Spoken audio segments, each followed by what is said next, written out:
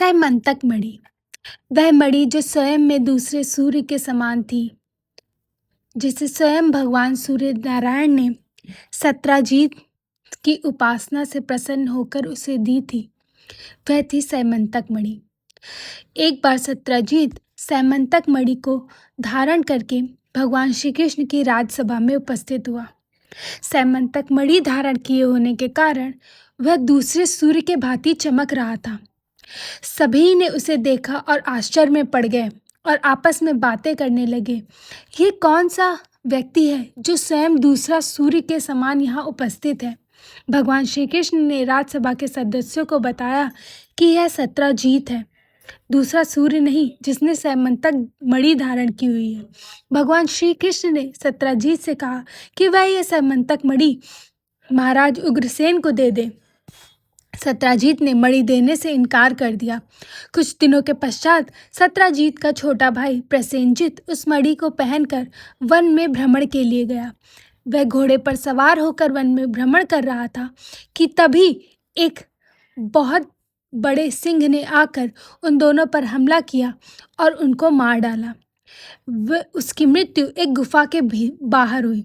उस गुफा के भीतर ऋषभराज जाम्बुवान रहते थे। वे वहां से बाहर निकले तो उनकी दृष्टि उस चमकती हुई सैमंतक मणि पर पड़ी।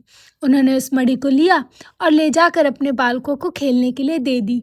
कई दिनों के पश्चात जब प्रसेनजित वन से लौटकर नहीं आया तो सत्राजीत ने संपूर्ण द्वारिका में यह खबर फैला दी कि भगवान श्री कृष्ण उसके भाई प्रसेनजित की हत्या करके सैमंतक मणि को चुरा लिया है। भगवान श्री कृष्ण के कानों में जब यह खबर पड़ी तो वह अपने ऊपर लगे हुए इस कलंक को मिटाने के लिए प्रसेनजित और सैमंतक मणि की खोज पर निकले। उन्होंने एक दल बनाया और उसके साथ वह पर्वत की तरफ उसी जंगल में चले गए। जब जंगल में पहुंचे तो उन्होंने एक गुफा के सामने प्रसेनजित का मृत शरीर उसके घोड़े के सहित देखा तो उन्हें लगा कि हो ना हो सैमंतक मणि ले जाने वाला व्यक्ति इस गुफा के भीतर ही है।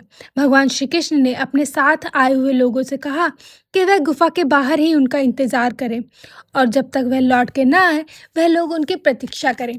जब भगवान श्री कृष्ण उस गुफा के भीतर गए तो उन्होंने बालकों को सैमंतक मणि के साथ खेलता देखा।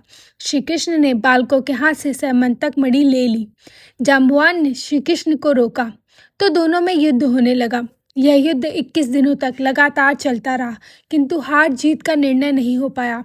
उधर गुफा के बाहर प्रतीक्षा कर रहे लोग भी द्वारिका वापस लौट गए। उन्होंने द्वारिकावासी को बताया कि श्री कृष्ण किसी गुफा के भीतर घुस गए हैं और अभी तक बाहर नहीं निकले हैं। द्वारिकावासी शंकित हो उठे। उधर 21 दिनों के पश्चात भी जब जाम्बुवान श्री कृष्ण को पराजित नहीं कर सके तो उन्होंने सोचा कि यह कोई साधारण पुरुष तो है नहीं। तब श्री कृष्ण ने जाम्बुवान को विष्णु और त्रेता के भगवान श्री राम के रूप में दर्शन दिए। जाम्बुवान ने भगवान श्री कृष्ण के सामने नतमस्तक हो गए और उन्होंने श्री कृष्ण को सैमंतक मणि तो दी ही, साथ ही अपनी पुत्री जाम्बवंती का विवाह भी करा दिया। श्री कृष्ण ने सत्राजीत को सैमंतक मणि देकर अपने ऊपर लगे हुए कलंक को मिटाया।